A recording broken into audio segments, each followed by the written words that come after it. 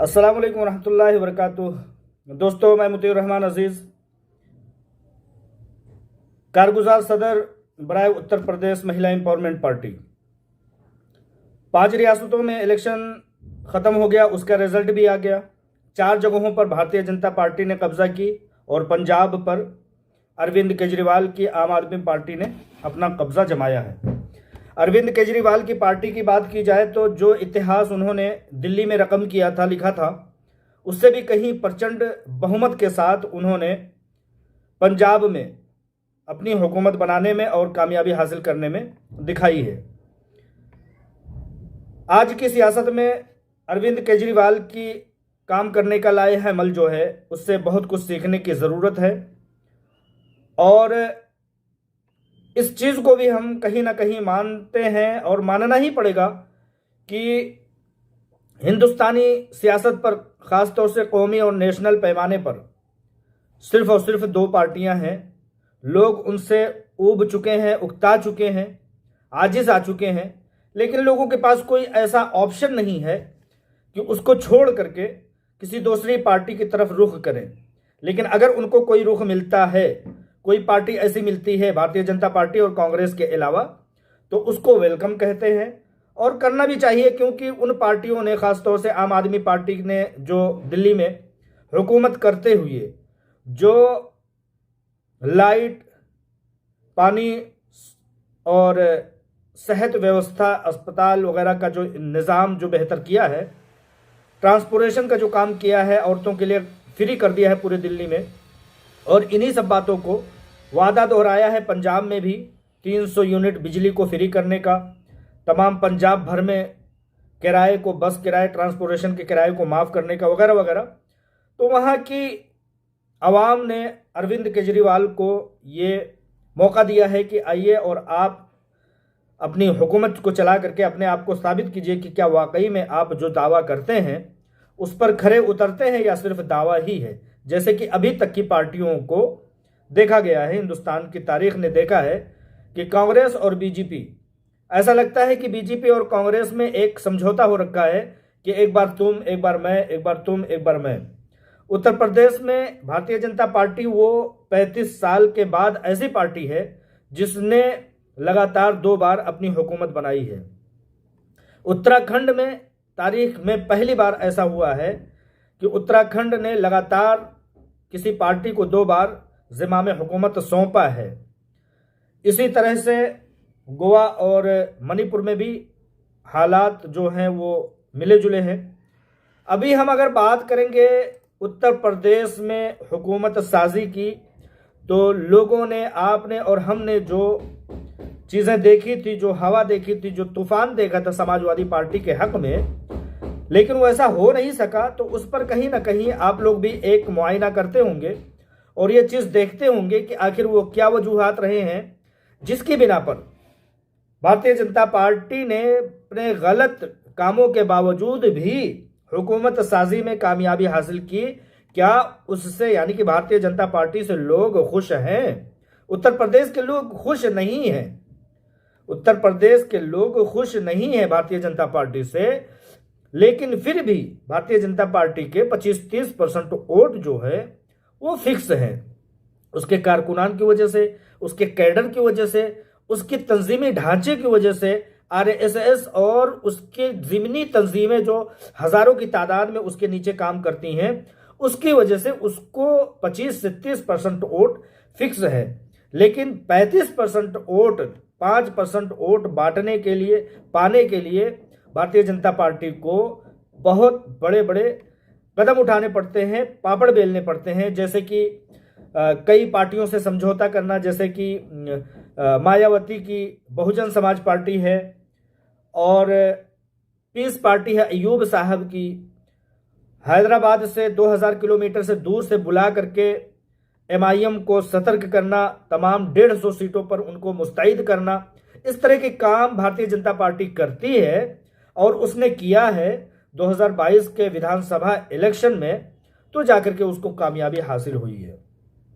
यहाँ पर बताने की सबसे अहम बातों में से एक बात यह भी है, जो कि मैंने एक पोस्ट लिखा है, कि उत्तर प्रदेश में हालिया 2022 विधानसभा इलेक्शन की बात करें तो पता चलेगा कि 100 से ज़्यादा सीटें ऐसी हैं जिस पर 500 और 400, 300, 200, 100 और 50 वोट के फर्क से कुछ पार्टियां जीती हैं, यानी कि भारतीय जनता पार्टी जीती है। और सेकुलर उम्मीदवार, चाहे वो कांग्रेस का हो चाहे समाजवादी पार्टी का हो, वो हारा है इन पार्टियों की वजह से, जिसमें बहुजन समाज पार्टी जो कि कहीं से कहीं तक मैदान में दिखाई नहीं दी, पीस पार्टी जो सिर्फ और सिर्फ एकाध सीट पर जीत हासिल कर सकती थी, लेकिन 150 सीटों पर उसने इलेक्शन फाइट किया। और इसी तरह से आल इंडिया मजलिस इत्तेहादुल मुस्लिमीन, जो कि अपने आबाई वतन में 8 सीट और 6 सीट से ज्यादा 70-80 सालों में नहीं उतार सकी। कहां? अपनी आबाई वतन में, जहां के उनके वालिद हैं, जहां से उनके वालिदा हैं, उनके दादा, और खुद भी उसी हैदराबाद और तेलंगाना में पैदा हुए। वहां पर इन्होंने आज तक ये जसारत नहीं की कि 8 सीट से और 6 सीट से ज्यादा मैदान में अपने कैंडिडेट उतार सकें। लेकिन उत्तर प्रदेश में कितना उतारते हैं? 150 सीट।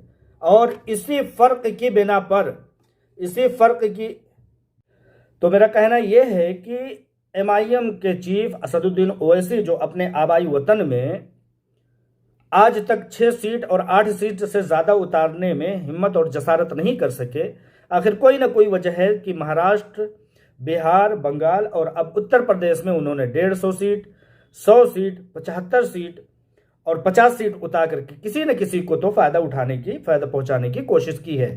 आपको मैं बहुत हैरान कुन बात बताऊं कि असदुद्दीन ओवैसी साहब वो शख्स है जिन्होंने अपना जिलाई उम्मीदवार, जिलाई कारकुन भी मुंतखब नहीं किया और पहुंच गए इलेक्शन फाइट करने। जहां वो इलेक्शन फाइट करते हैं वहां 5-5 सालों तक दोबारा नहीं जाते, ना ही उनका कोई दूसरा उम्मीदवार, ना ही उनका कोई दूसरा कारकुन वहां पहुंचता है। लेकिन इलेक्शन जब लड़ना होता है तो वो अपने 150 सीट, 100 सीट, 50 और 75 सीट उतार करके किसी न किसी को फायदा पहुंचाते हैं।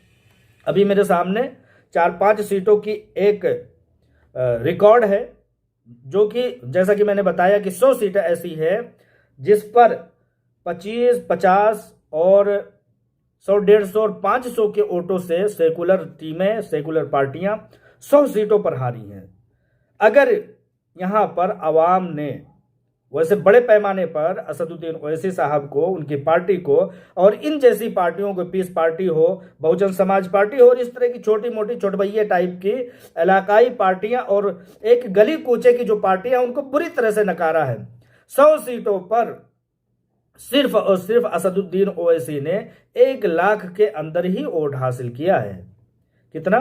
सिर्फ और सिर्फ 1 लाख वोट, जिसमें से मुबारकपुर का एक ऐसा कैंडिडेट है जो 40-50 हजार एक अकेला उसने निकाला है, वोट हासिल किए हैं। लेकिन उसके अलावा जितने सारे उम्मीदवार हैं 100, 50, 150, 300, 400 इसी तरह के वोट हासिल किए हैं। लाख भर के अंदर अंदर तमाम रियासत भर में, उत्तर प्रदेश में MIM को वोट मिला है। यानी कि बुरी तरह से लोगों ने इनको नकार दिया। कहीं ना कहीं बेदार मग़ज़ और जागरूक लोगों की एक मुहिम जो है वो काम आई है कि ये तकसीमकार लोग, जो जहनी तौर पर हिंदुस्तान के अंदर ही लोगों को पाकिस्तानी जहनीत का, बांग्लादेशी जहनीत का बना करके तकसीम की राजनीति और मजहब की राजनीति करते हैं, उनको पूरी तरह से नकारा है। और नकार करके उनको उनकी औकात याद दिलाई है कि तुमको हम समझ सकते हैं। लगभग 99% सीटों पर इनकी, यानी कि MIM की जमानत जब्त हो गई है।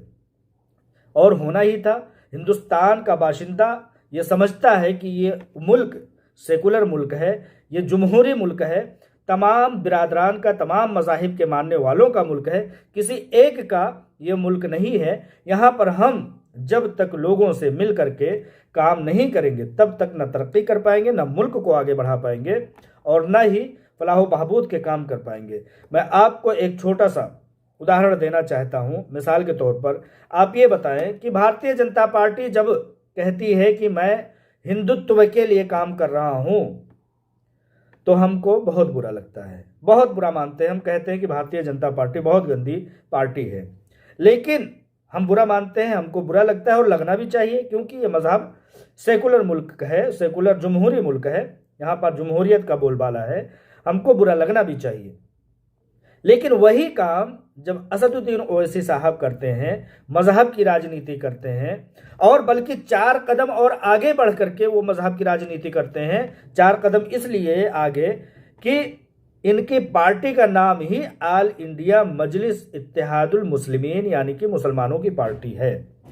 तो ये क्या करना चाहते हैं? इसी तरह की एक पार्टी हमारी आज़ादी से पहले, मुल्क को तकसीम करने से पहले जिन्नाह ने बनाई थी, जिसका नाम भी इसी तरह से मुस्लिमीन करके था, और उन्होंने मुल्क को तकसीम कर दिया था। और आज फिर वही काम हो रहा है कि मुल्क को तकसीम करने की राजनीति हो रही है। ज़मीन को असदुद्दीन ओवैसी साहब अभी तकसीम कर सके ना कर सके, लेकिन नैनो % ही सही, 1% ही सही, लोगों के दिमाग को अलगावादी, अलहदगी पसंद और तकसीमकार बना दिया है। लिहाजा ये बहुत ख़तरनाक है। बहुत ज़्यादा शिद्दत पसंदी को आप लोग सपोर्ट नहीं करें और इनको कहीं ना कहीं उजागर करें, इनकी नीयतों को। मैं एक छोटा सा आंकड़ा बता करके आप लोगों को अपनी बात ख़त्म करूँगा। आप लोगों को मैं बताऊँ कि उत्तर प्रदेश में जिन सीटों पर सेकुलर पार्टियों को 150 वोटों से, 150 वोटों से, 1000 वोटों से